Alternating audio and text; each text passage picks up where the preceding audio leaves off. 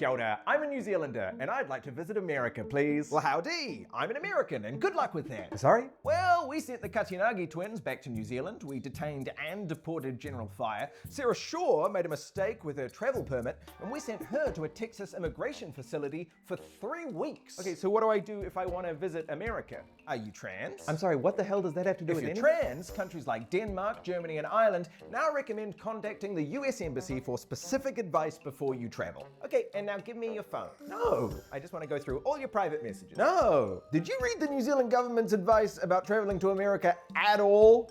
Electronic devices may be subject to scrutiny and inspection. This French minister said a scientist was denied entry because we searched his phone and found messages criticizing Trump. Naughty, naughty. Oh. MFAT also updated their advice in May to acknowledge the increased risk of being detained. I mean, surely all of this is just going to hurt American tourism. Oh, I shouldn't think so. This is America. We're going to be just fine.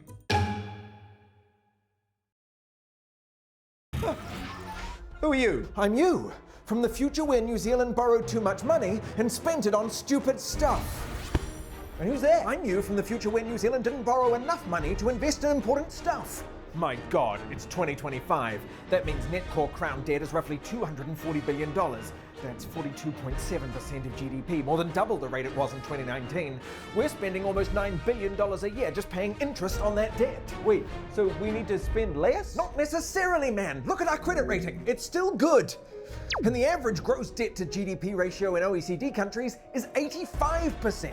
Okay, so we should be borrowing more. It depends on who you ask, you simple fool. What really matters is what we spend it on. Too much spent on operational costs is bad. But debt invested in people and infrastructure for the future, why, that can be very good indeed. Wait, where are you going? We did it. The Crown heeded our message, borrowed the right amount, and made sensible investments. Wow, nice. Now our timelines are ceasing to exist. Goodbye, young man. Also, keep the moustache. I shaved it once. Just looks awful. Yeah, I knew it.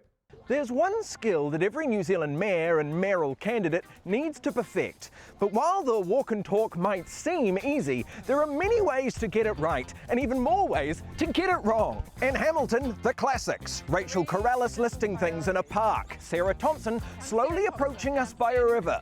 Maria Huerta completing the rare trifecta of walking and talking and being in love.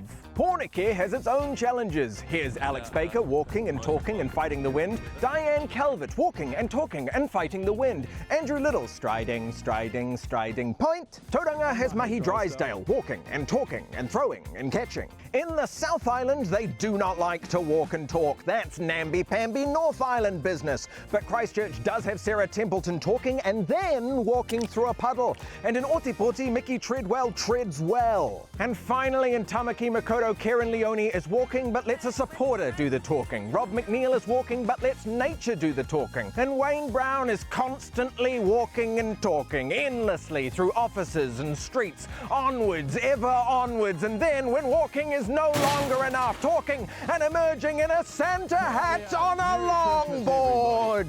If you want to be the mayor, you have to master the walk and talk. If you want to vote for mayor, you don't. But you do have to enroll by the 10th of October, and you'll have from the 9th of September to the 11th of October to get your vote in. Go to votelocal.co.nz to find out how.